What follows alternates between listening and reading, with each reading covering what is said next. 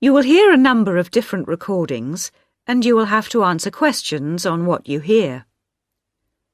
There will be time for you to read the instructions and questions, and you will have a chance to check your work. All the recordings will be played once only. The test is in 4 sections. Write all your answers on the question paper. At the end of the real test, you will be given 10 minutes to transfer your answers to an answer sheet. Now turn to Section 1. Listening, Section 1. You will hear a conversation between a travel agent and a customer. First, you have some time to look at questions 1 to 7.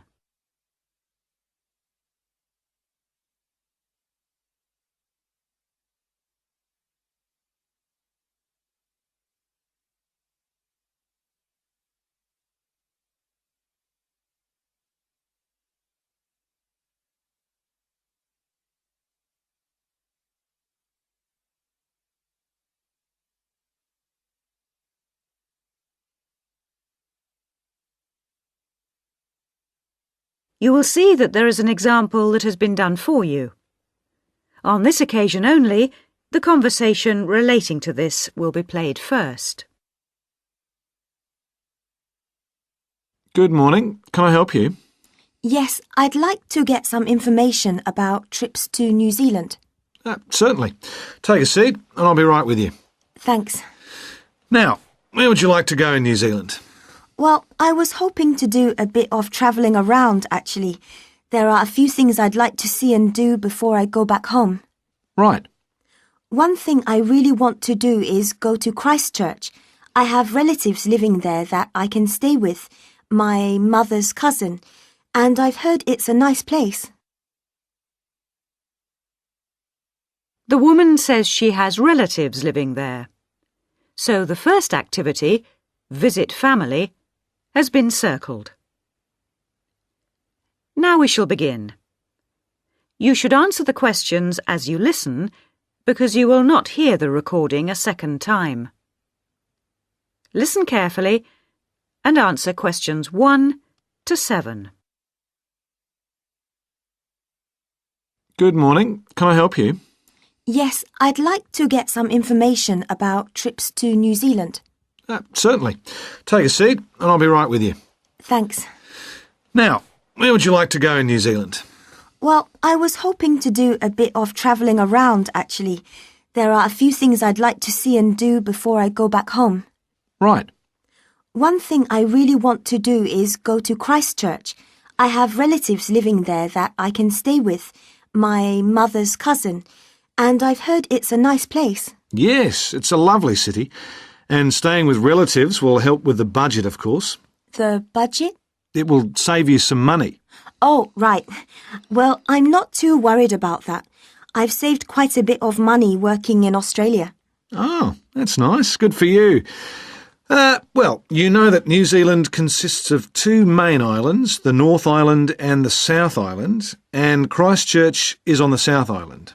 Is it? I was never very good at geography at school. Do you have a map I could look at? Sure. Here we are.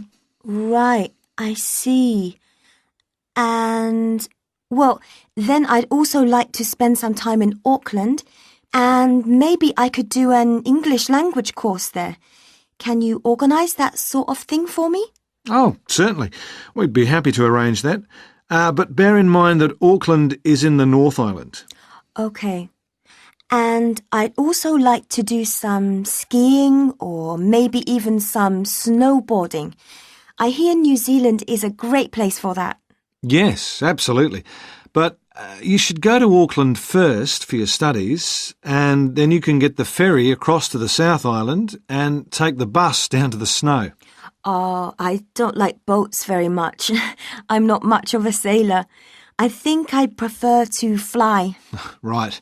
What about joining a walking tour? That could be really fun. Not sure about walking, but joining a tour might be a good way to travel because then I might make some friends my own age. Now, let's get some details. Can I have your name, please? Yes, it's Su Ming Lee, but you can call me Sue. OK, Sue. And what's your address here in Melbourne? I'm living with my aunt in the suburb of Kew. It's 29 Lock Street. That's Loch, not Lock. Do you have a phone number that I can get you on? The best thing would be if I give you my mobile. I always have it on me. It's 0402 558 992. OK. And when do you want to travel? Because you'll need to be down south in July or August. Oh, yes, of course. That's winter, isn't it? So I better go to Auckland in May. Yes, let's say departing from Melbourne on the 1st of May, that's a Saturday, and then you could begin your course on Monday the 3rd. That sounds great. And how long would you like to study for? A month, 2, 3? What do you think? Well, I'll probably need more than a month. What about 8 weeks until the end of June? Fine. I'll see what I can do. Oh, and how would you like to pay for this? On my Visa card, if that's possible. Before you hear the rest of the conversation, you have some time to look at questions 8 to 10.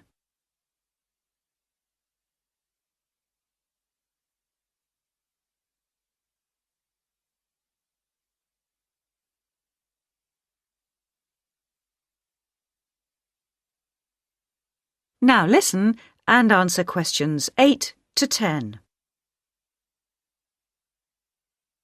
Hello, Sue. It's Angelo from Cosmos Travel here. I've booked your flight and I've found you an English college called the Harbour Language Centre. Great. Where exactly is that? Well, have you got that little map I gave you yesterday? Yes? You see where the harbour is with the 3 wharves and the water? Yes. Got that? OK, there are 2 parallel streets. Quay Street, that's Quay, and Customs Street. The building where the college is located is on Quay Street, opposite Prince's Wharf. Right. Got it. And what about accommodation? Well, I've booked you into a hotel for the first 3 nights, and then the accommodation officer will find you a family to live with. Good. And where's the hotel? It's a short walk from the college, on the corner of Queen Street and City Road. Which corner exactly? On the left-hand side as we're looking at the map. OK, near the little park. Yes, that's right. And what about a good bookshop? I'm going to need to buy a dictionary and some English books. Yes, well, I believe there's a really good language bookshop on the corner of Customs Street and Queen Street. It's near the college, so that's pretty convenient. Thank you so much. You've been really helpful. That is the end of section 1. You now have half a minute to check your answers.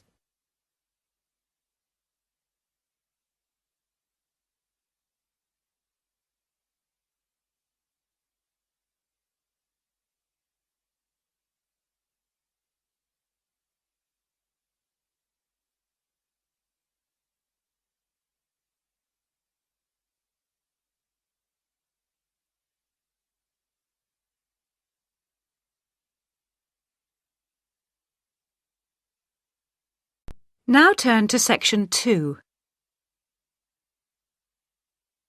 Listening, section 2. You will hear an extract from a radio program about a famous bridge. First, you have some time to look at questions 11 to 18.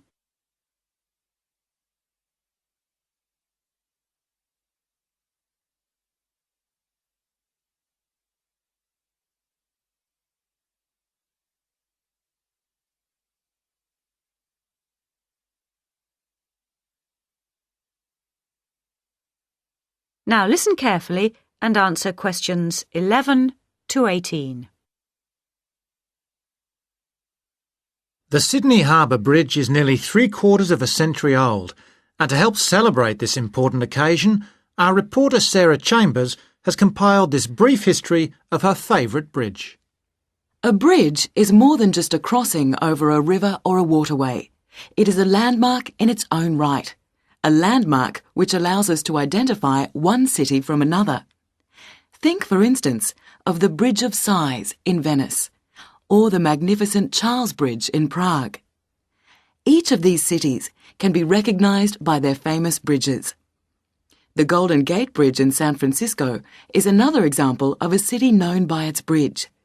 But in addition to this, a bridge is a kind of ornament for a city, similar, if you like, to a cathedral or a palace. Here in Sydney, we may not have our own palace, but we do have our famous and much-loved bridge, the Sydney Harbour Bridge, which is sometimes affectionately known as the coat hanger because of its arched shape. It was built back in the 1930s, and so the bridge is coming up for a significant birthday. Let's have a little look at its history. Although the idea of building a crossing over Sydney Harbour had been discussed many years earlier, it wasn't until the year 1916 that the state government agreed to allocate some money for the construction of a bridge. The chief engineer for the bridge was a man called Dr. John Bradfield, a brilliant engineer who supervised the entire project from beginning to end. First, they had to decide on a design, so he organised an international competition to choose a design, and ultimately got the one he wanted. The job went to a British engineering firm, and the contract was signed in 1924. The design he chose was the single arch bridge that you see today, made of steel with a tower at either end. In 1926, construction finally began. The first thing they had to do was demolish 800 houses around the site where the towers were to be built. The poor families, however, never received any compensation for this. But the project created thousands of jobs, much needed in those difficult times. Of course, like all projects of this size, it took much longer to build than originally planned. It was supposed to have been finished by 1930, but actually it wasn't completed for another 2 years. It also cost twice as much as the original quote, coming in at £9.5 million instead of the agreed contract price of £4.2 million. But what's new? The opening ceremony took place on the 19th of March 1932, and a large crowd gathered for the occasion. The Premier of the state was just about to cut the ribbon when suddenly a man rode through the crowd mounted on a horse and slashed the ribbon with his sword. He wanted to be the first to cut the ribbon. Anyway, they tied the ribbon back together and the ceremony continued. The man on the horse was fined £5 for his offensive behaviour. Before you hear the rest of the talk, you have some time to look at questions 19 and 20.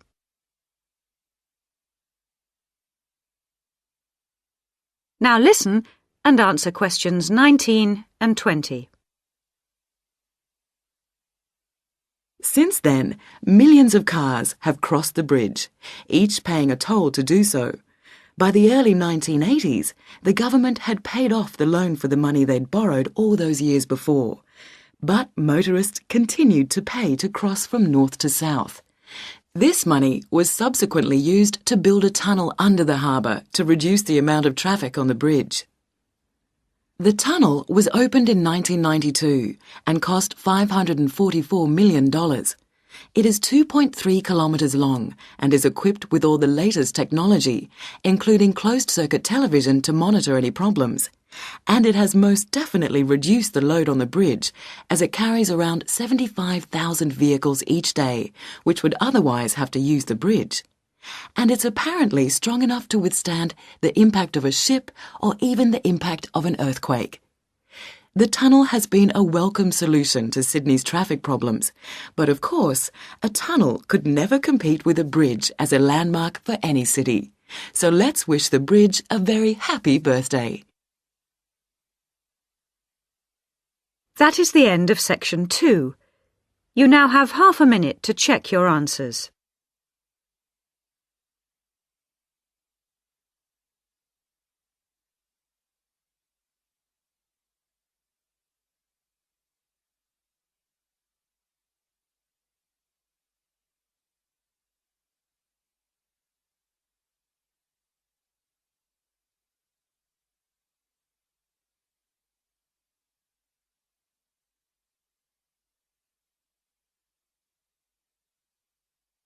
Now turn to section 3. Listening, section 3. You will hear 2 students discussing the subject of rock art. First, you have some time to look at questions 21 to 27.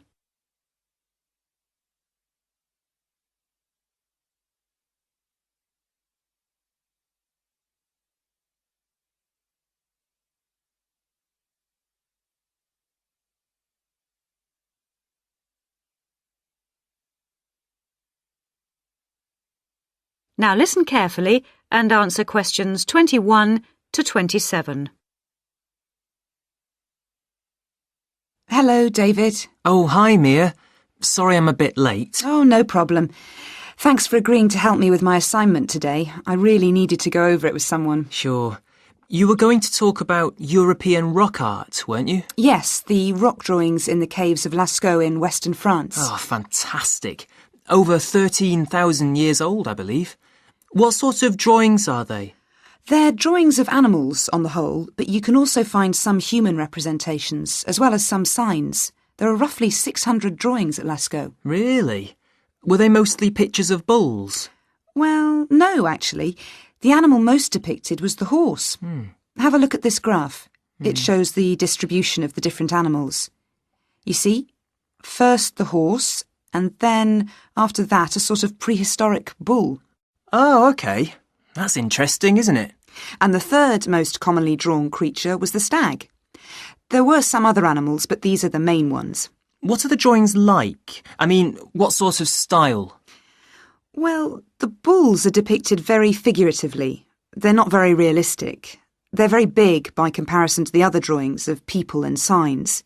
They appear to be almost three-dimensional in some cases, following the contours of the cave walls, but of course they're not. Amazing. Perhaps they felt these animals were the most impressive and needed to be represented like that. Yeah, maybe. The drawings of humans, by contrast, consist of just simple lines, like the stick figures my little sister draws. Perhaps humans were seen as less important. Perhaps. What about the signs? How did they draw them? There doesn't appear to be much evidence of signs, and those that have been found are usually made up of little points. Rather like Aboriginal art from Australia. Yes, something like that, but not as complex, of course. So, apart from the bulls and horses and stags, were there any other creatures depicted? In 1 or 2 chambers you do find pictures of fish, but they're quite rare. What sort of size is the cave? It must be quite large to have that many pictures. Well, it's actually a number of interlinking chambers, really. Here's a map showing where the different drawings can be found. Oh, good. Let's have a look at that. The first 20 metres inside the cave slope down very steeply to the first hall in the network. That's called the Great Hall of the Bulls. Here. OK. Then, off to the left, we have the Painted Gallery, which is about 30 metres long and is basically a continuation of this first hall. But further into the cave. Exactly. Then we find a second, lower gallery called the Lateral Passage. This opens off the aisle to the right of the Great Hall of the Bulls. It connects the next chamber with an area known as the Main Gallery. At the end of the Main Gallery is the Chamber of Felines. There are 1 or 2 other connecting chambers, but there's no evidence of man having been in these rooms. Before you hear the rest of the discussion, you have some time to look at questions 28 to 30.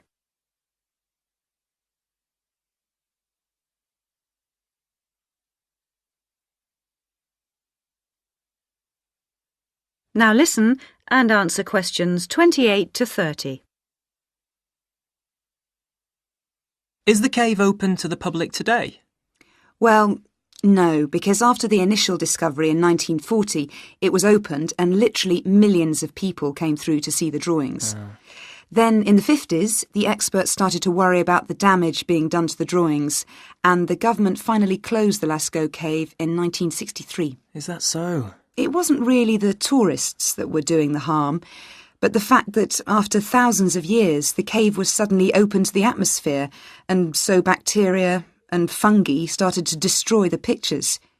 You need a special permit to enter the cave now, and very few people can get that, unless they're scientists or have some official status. It's a shame, but I can see that they had to do something to protect the cave. So that means you can no longer see this rock art. Well, not exactly.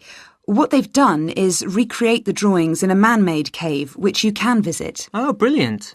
Yeah, the authorities decided to reproduce the two best sections of the site, so they've created a life-size copy of the Hall of the Bulls and of the painted gallery. It's just a cement shell, which corresponds in shape to the interior of the original. So now you can visit the caves without actually harming any of the 13,000-year-old paintings. Mm-hmm. That is the end of section 3. You now have half a minute to check your answers.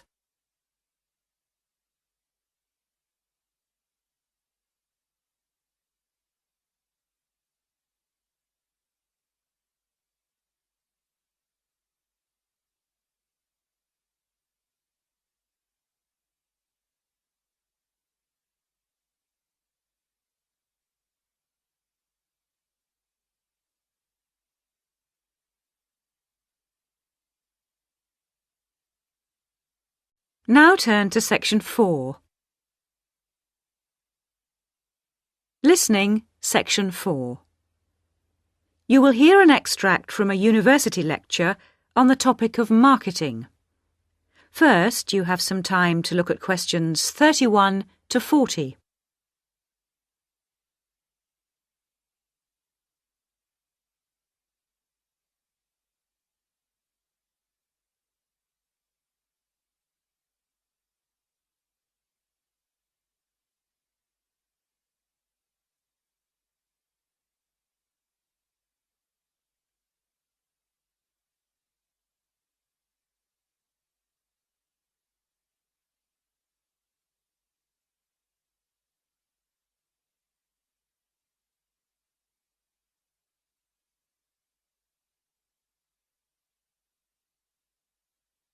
Now listen carefully and answer questions 31 to 40.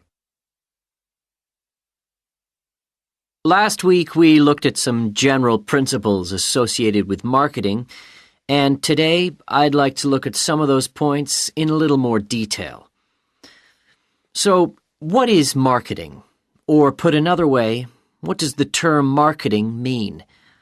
Many people think of it simply as the process of selling and advertising. And this is hardly surprising when every day we are bombarded with television adverts, mail shots, and telephone sales. But selling and advertising are only two functions of marketing. In fact, marketing, more than any other business function, deals with customers. So perhaps the simplest definition is this one. Marketing is the delivery of customer value and satisfaction at a profit. In other words, finding customers, keeping those customers happy, and making money out of the process. The most basic concept underlying marketing is the concept of human needs. These include basic physical needs for things like food, as well as warmth and safety. And marketers don't invent these needs. They're a basic part of our human makeup. So, besides physical needs, there are also social needs, for instance, the need to belong and to be wanted. And in addition to social needs, we have the need for knowledge and self-expression, often referred to as individual needs. As societies evolve, members of that society start to see things not so much in terms of what they need, but in terms of what they want. And when people have enough money, these wants become demands. Now, it's important for the managers in a company to understand what their customers want if they're going to create effective marketing strategies, so there are various ways of doing this. One way at supermarkets, for instance, is to interview customers while they're doing their shopping. They can be asked about their buying preferences, and then the results of the survey can be analyzed. This provides reliable feedback on which to base future marketing strategies. It's also quite normal for top executives from department stores to spend a day or two each month visiting stores and mixing freely with the public, as if they were ordinary customers, to get an idea of customer behavior. Another way to get information from customers is to give them something. For instance, some fast food outlets give away vouchers in magazines or on the street that entitle customers to get part of their meal for nothing. As well as being a good way of attracting customers into the restaurants to spend their money, it also allows the managers to get a feel for where to advertise and which age groups to target. Another strategy employed at some well-known theme parks, such as Disneyland, is for top managers to spend at least one day in their career touring the park dressed as Mickey Mouse or some other cartoon character. This provides them with the perfect opportunity to survey the scene and watch the customers without being noticed. Okay, well, we mentioned customer satisfaction at the beginning of this lecture, and I'd like to return briefly to that as it relates to what we've just been talking about. If the performance of a product falls short of the customer's expectations, the buyer is going to be dissatisfied. In other words, if the product you buy isn't as good as you'd expected, then the chances are you'll be unhappy about it. If, on the other hand, performance matches expectations and the product you buy is as good as you expected, then generally speaking, the buyer is satisfied. But smart companies should aim one step higher. They should aim to delight customers by promising only what they can be sure of delivering and then delivering much more than they promised. So then, if, as sometimes happens, performance is better than expected, the buyer is delighted and is twice as likely to come back to the store. Now, let's move on to look at the role of advertising. That is the end of section 4. You now have half a minute to check your answers.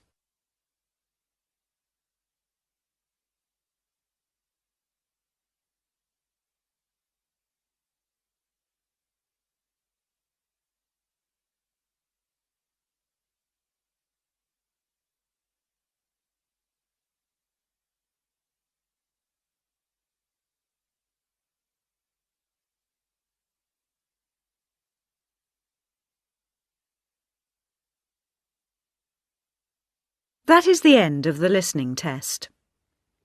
At the end of the real test, you will have 10 minutes to transfer your answers to the listening answer sheet.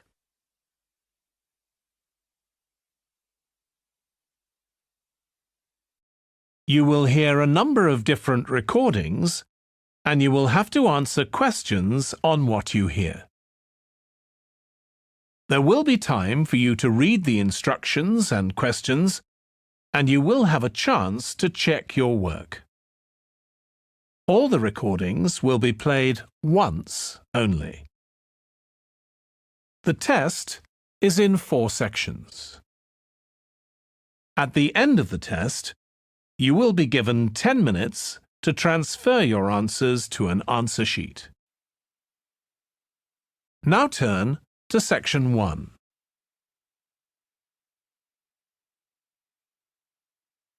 Section 1. You will hear a man telephoning a friend to find out about their local public library. First, you have some time to look at questions 1 to 4.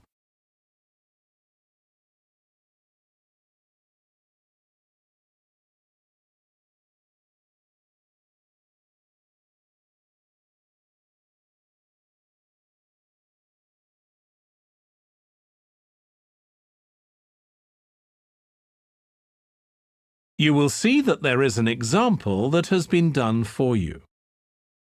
On this occasion only, the conversation relating to this will be played first. Hello? Hi, Susie. It's Paul here. How are you? Enjoying your new job? You're working at the library, aren't you? Yes, I started when the library reopened a month ago. It's great.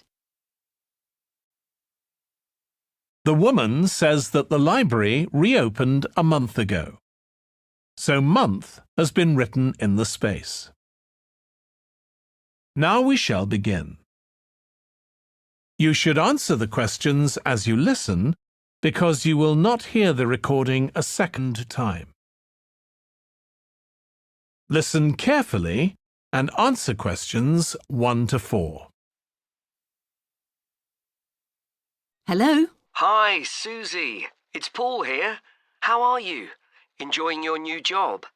You're working at the library, aren't you? Yes, I started when the library reopened a month ago. It's great. Actually, Carol and I have been meaning to join for a while. Oh, you should. It doesn't cost anything, and the new library has all sorts of facilities. It's not just a place where you borrow books. For instance, there's an area with comfortable seats where you can sit and read the magazines they have there. Some people spend the whole morning there. Wish I had that amount of time to spend. Yes, you must be pretty busy at present, with the children and everything. We are, yes. But we're hoping to get away this summer. We're thinking of going to Greece. Well, we've got a much larger section of the library devoted to travel books now, so you should come and have a look. I can't remember if there's anything specifically on Greece, but I should think so. OK. Now, Carol's organising a project for the history class she teaches at school. It's about life in the town 100 years ago. Do you have anything that might be useful? Yes, actually, we've now got a new section with materials on the history of the town and surrounding region. Right. I'll tell her. You can't always find that sort of thing on the internet. Now, in the old library, there used to be a separate room with reference books. It was a really nice, quiet room. Yes, we've put those books in the main part of the library now, but we do have a room called the community room. It can be hired out for meetings, but at other times, people can use it to study. I might use that. It's hard to find anywhere quiet at home sometimes. I can't remember how old your son and daughter are. We've introduced a special section of fiction written specially for teenagers, but they might be a bit young for that. Yes, they would be. Before you hear the rest of the conversation, you have some time to look at questions 5 to 10.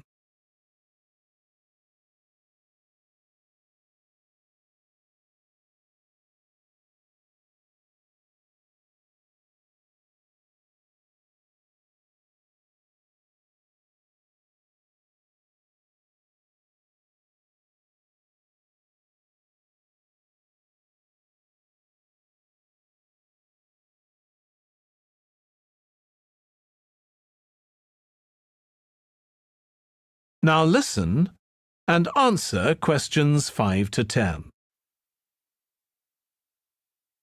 Well, we do have lots of activities for younger children. Yes?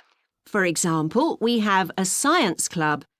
At the next meeting, they're going to be doing experiments with stuff that everyone has in the kitchen, sugar and flour and so on. They might be interested, yes. And we have a competition for children called Reading Challenge. That doesn't begin until after the end of term. They have to read 6 books and they get a certificate if they manage it. So that gives them something to do while they're on holiday, instead of getting bored. That's the idea.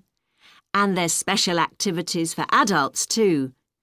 On Friday, we have a local author called Tanya Streep, who's going to be talking about her new novel.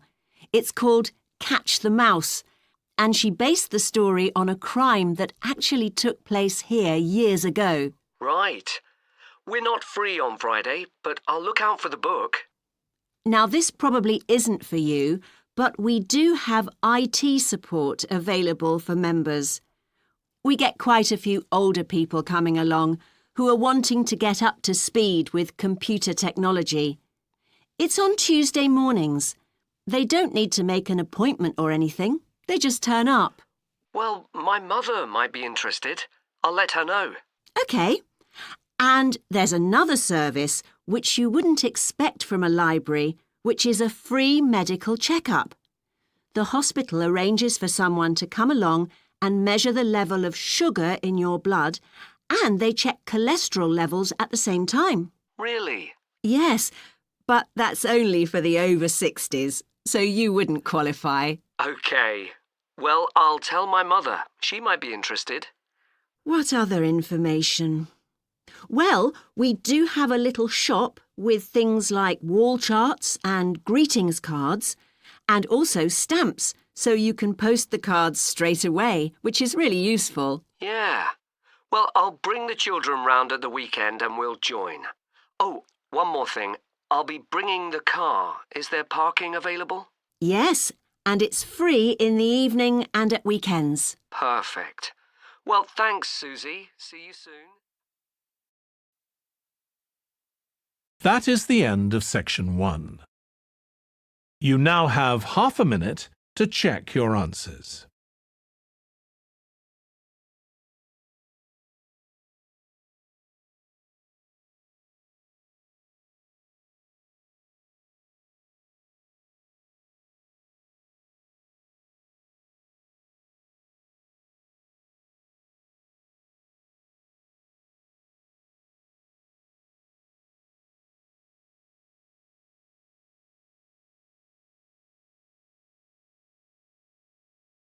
Now turn to section 2.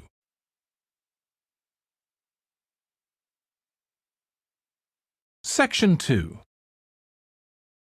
You will hear part of a training session for new employees at a large travel company. First, you have some time to look at questions 11 to 17.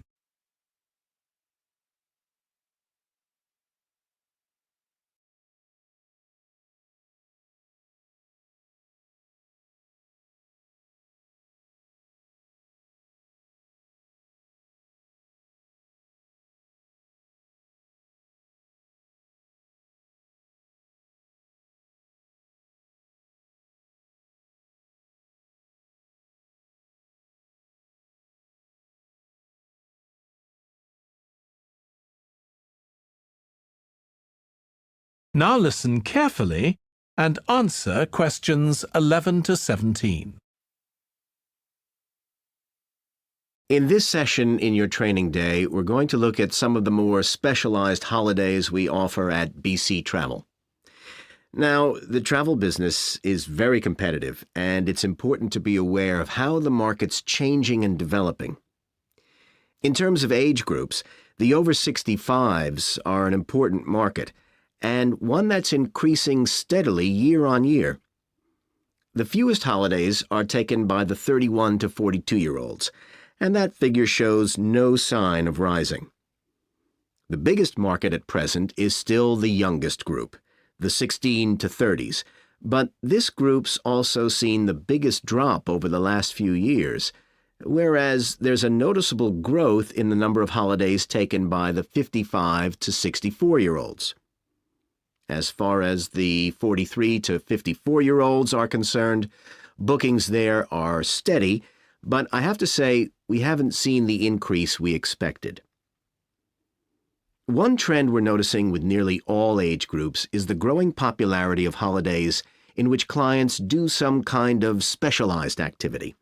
I'm not talking here about adventure holidays where clients take part in high-risk activities like whitewater rafting just for the thrill of it. Activity holidays usually involve rather less high-risk sports or things like art and music. They're not necessarily cheaper than ordinary holidays, often the opposite, in fact. but they do often take place outside the main tourist centers, which gives an opportunity for clients to find out more about the local people and customs. And many say this is one of the most positive features of these holidays. Of course, they offer the chance to develop a new skill or talent, but clients often say that more than this, it's the chance to create lasting relationships with other like-minded people. That's the main draw. Let me give you some examples of BC travel activity holidays. Our painting holidays take place in 4 different centers in France and Italy, and they're very popular with clients of all abilities from beginners onwards. We've got an excellent team of artists to lead the classes. Some of them have been with us from the start, and 5 additional ones will be joining us this year so that we can offer a greater number of classes in each center.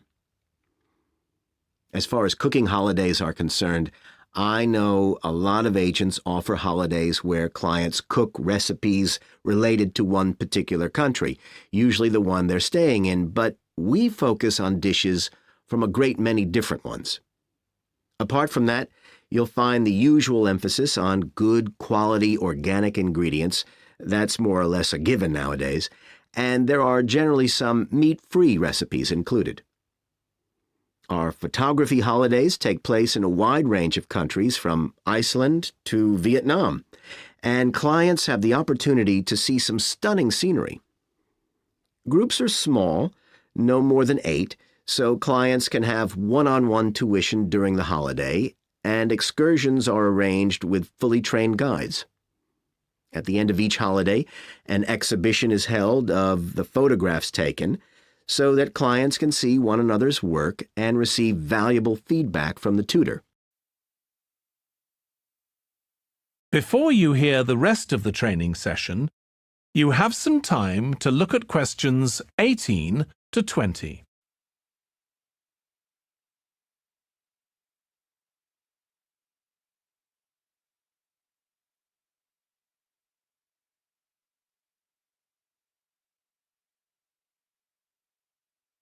Now listen and answer questions 18 to 20.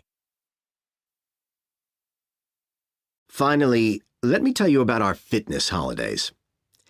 In Ireland and Italy, we run one-week general fitness classes for all ages and levels of fitness. Clients start the course with a consultation with a trainer, and together they draw up an individual program.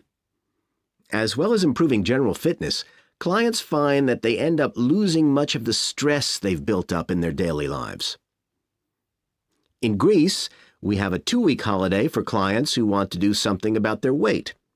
This has all the features you'd expect, like a personalized diet program, but one of its most popular features is that the exercise classes are all held on the beach.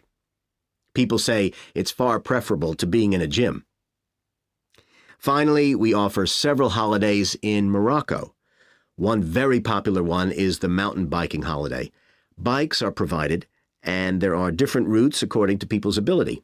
We offer one which is tailored to the needs of families, which is particularly popular. Okay, so that's about all the time I have today, so thank you very much. That is the end of section 2. You now have half a minute to check your answers.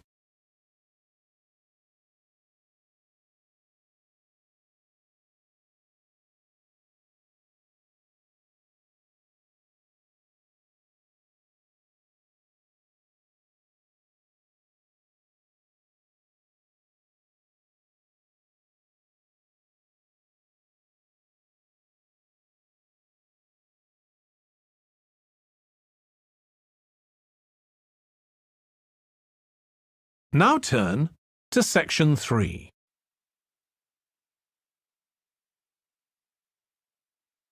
Section 3. You will hear 2 tourism students called Natalie and Dave talking about the tourism case study they are doing. First, you have some time to look at questions 21 to 26.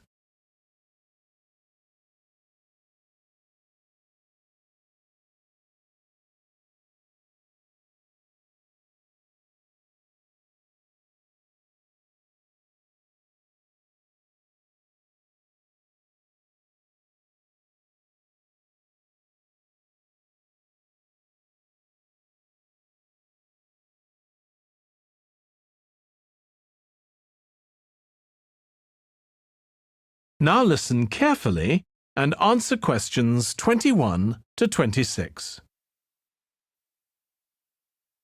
Dave, I'm worried about our case study.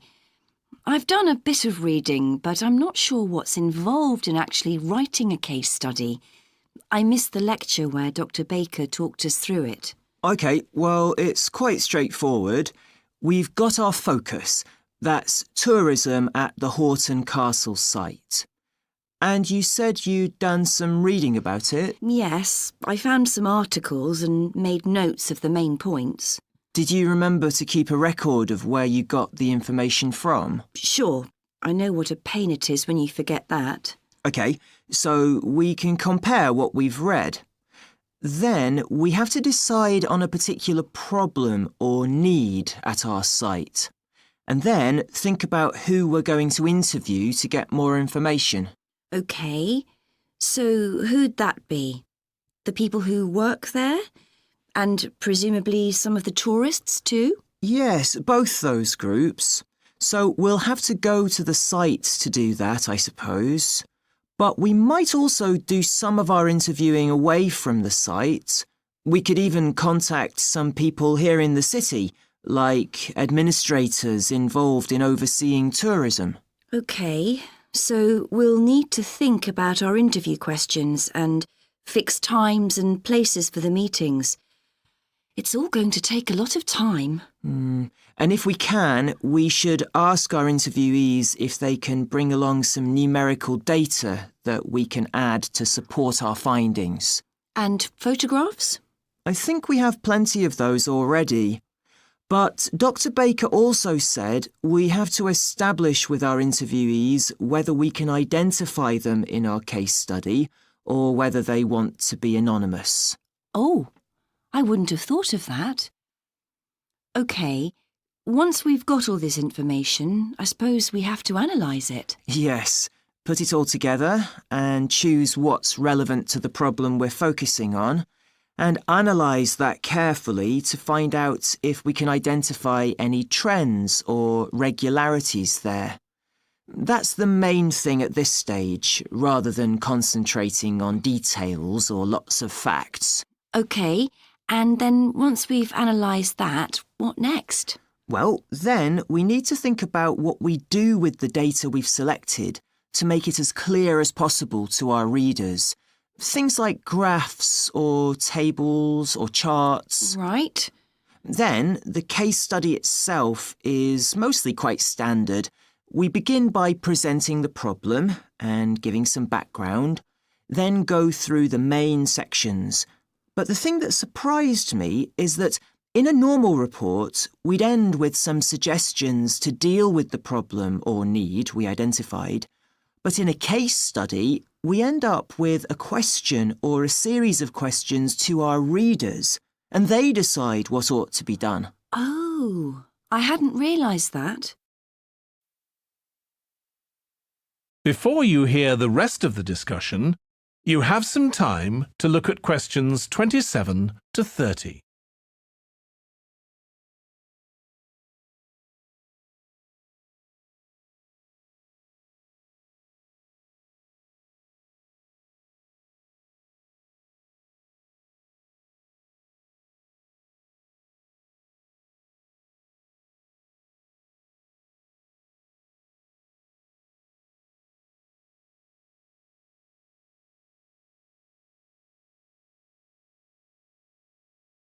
Now listen and answer questions 27 to 30. So, basically, the problem we're addressing in our case study of the Horton Castle site is why so few tourists are visiting it. And we'll find out more from our interviews, but I did find one report on the internet that suggested that one reason might be because, as far as transport goes, access is difficult. I read that too, but that report was actually written 10 years ago when the road there was really bad, but that's been improved now. And I think there's plenty of fascinating stuff there for a really good day out, but you'd never realise it from the castle website. Maybe that's the problem. Yes, It's really dry and boring. I read somewhere a suggestion that what the castle needs is a visitor centre. So we could have a look for some information about that on the internet. What would we need to know? Well, who'd use it for a start? It'd be good to know what categories the visitors fell into too, like school parties or retired people. But I think we'd have to talk to staff to get that information. OK, and as we're thinking of suggesting a visitor centre, we'd also have to look at potential problems. I mean, obviously it wouldn't be cheap to set up. No, but it could be a really good investment. And as it's on a historical site, it'd need to get special planning permission, I expect. That might be hard. Right, especially as the only possible place for it would be at the entrance, and that's right in front of the castle. But it could be a good thing for the town of Horton. At present, it's a bit of a ghost town. Once they've left school and got any skills or qualifications, the young people all get out as fast as they can to get jobs in the city, and the only people left are children and those who've retired. Right. Something else we could investigate would be the potential damage that tourists might cause to the castle site. I mean, their environmental impact. At present, the tourists can just wander around wherever they want. But if numbers increase, there might have to be some restrictions, like sticking to marked ways. And there'd need to be guides and wardens around to make sure these are enforced. Yes, we could look at that too. OK, well, we've certainly managed... That is the end of section 3. You now have half a minute to check your answers.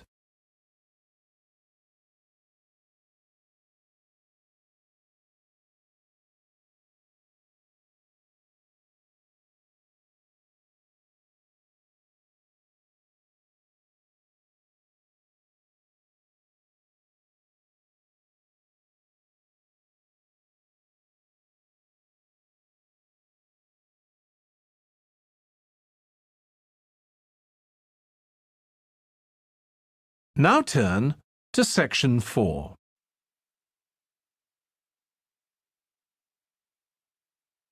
Section 4. You will hear a lecturer on an environmental studies course discussing how birds are affected by environmental change. First, you have some time to look at questions 31 to 40.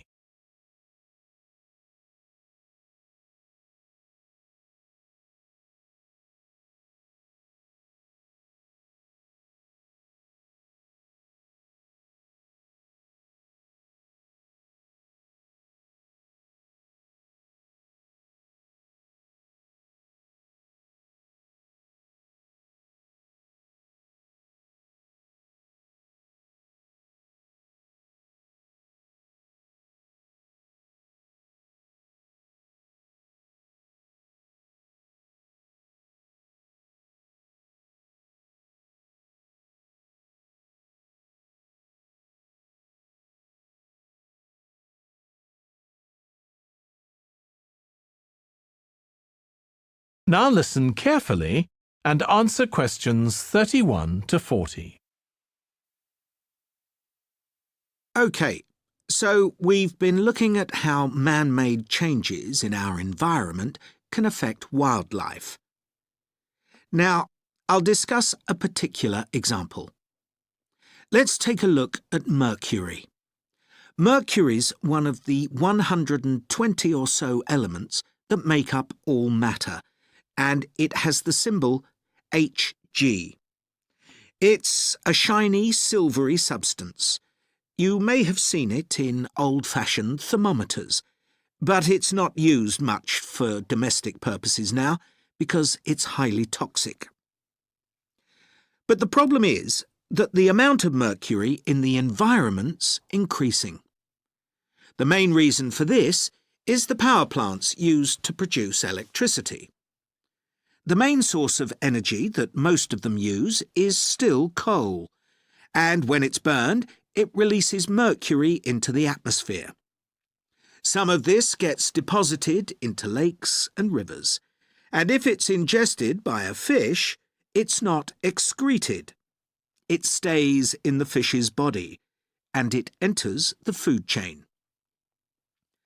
So, it's been known for some time that birds which eat fish may be affected.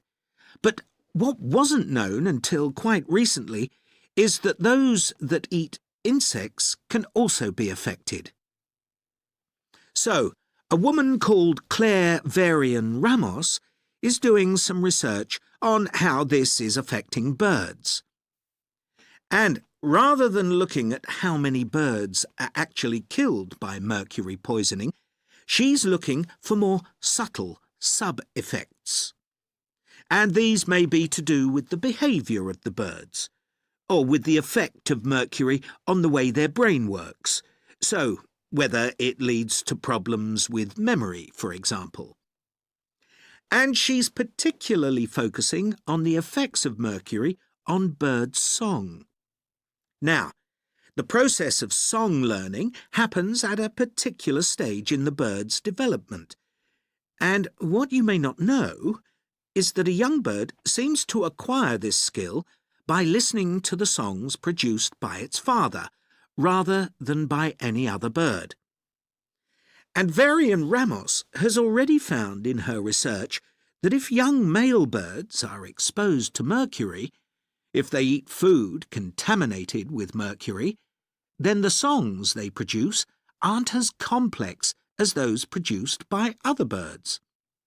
So, quite low-level exposure to mercury is likely to have an impact on male birds in a natural situation because it can mean that they're less attractive to female birds, and so it can affect their chances of reproduction.